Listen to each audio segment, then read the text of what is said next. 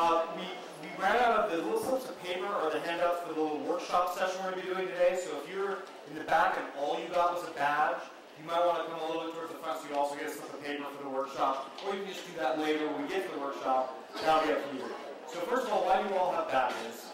And the reason you all have badges is I have the pleasure of working with organizations all over the world who are utilizing marketing and creative services to create a more just and sustainable world. They are nonprofits, they are social purpose businesses, they are government agencies, they are NGOs, and all of them are really change agents. And I believe that anybody who's a LOHAS company, that the reason that you do what you do and the consumer that we market to are really about using our consumer patterns, our voting, to change the world, and you're all change agents, and I believe change agents should be proud, so I'm deputizing you today, giving you a badge, wear it with pride. What we're going to do today, really quickly, we'll get this forward, is we are going to do a very quick contents overview around values-based marketing. We're going to focus on 5 practices of values-based marketing. We're then going to do a quick mini case study workshop.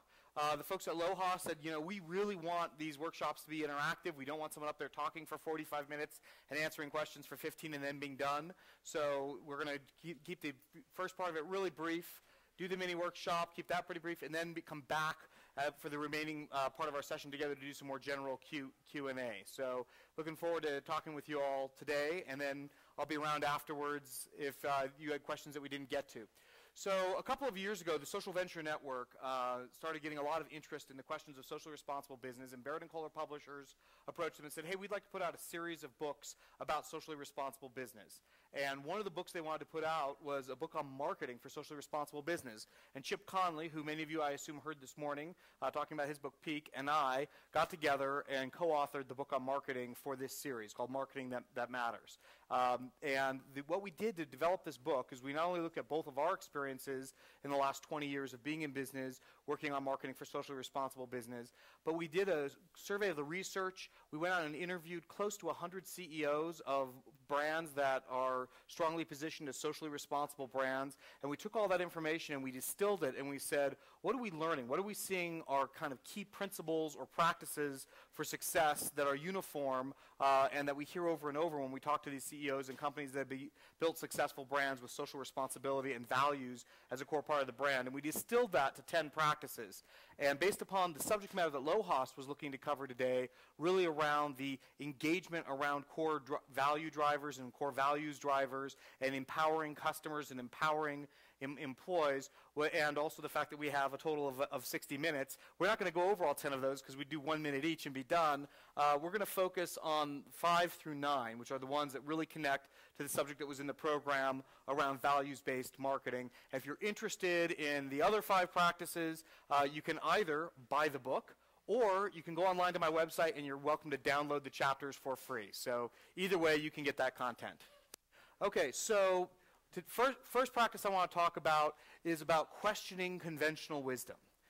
What we find is in the socially responsible space, quite a few organizations end up either being iconoclasts themselves, and the very nature of their business is questioning conventional wisdom, but when they come to doing their marketing, that goes out the window, and they start thinking about their marketing being within the realm of their own conventional wisdom. Marketing to people like themselves, marketing to people like their friends, marketing to a customer base that they assume is to some degree all the same. And what we find over and over again is the most successful socially responsible brands have questioned that conventional wisdom and have started to realize that their market is far broader. This morning, was everyone in the trends session this morning?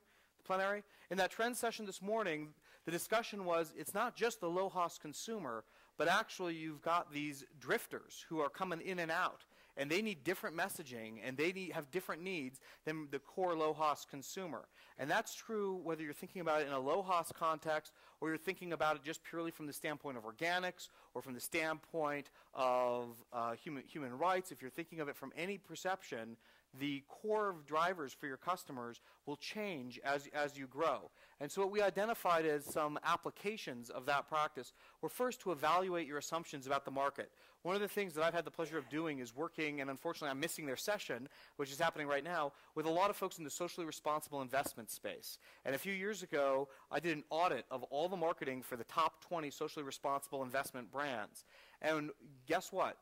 Who do you think all of that marketing was aimed at? Overwhelmingly, if you looked at all the advertising and you went online and looked at what was on the homepage, and you said, wow, they must be profiling a certain customer because that's who I see in every single ad, and that's the language and the vocabulary I see. Does anybody here have a guess of who they were targeting?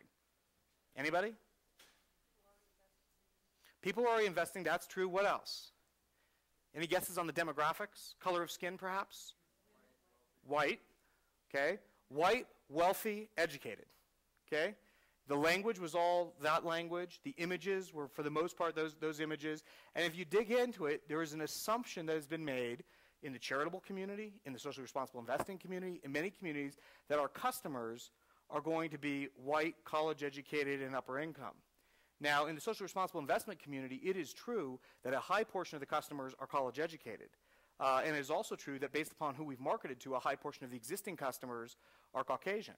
But if you actually start digging into it, the interests, the psychographic interests for having your investment mesh with your values are very, very high in the Latino and the African American community.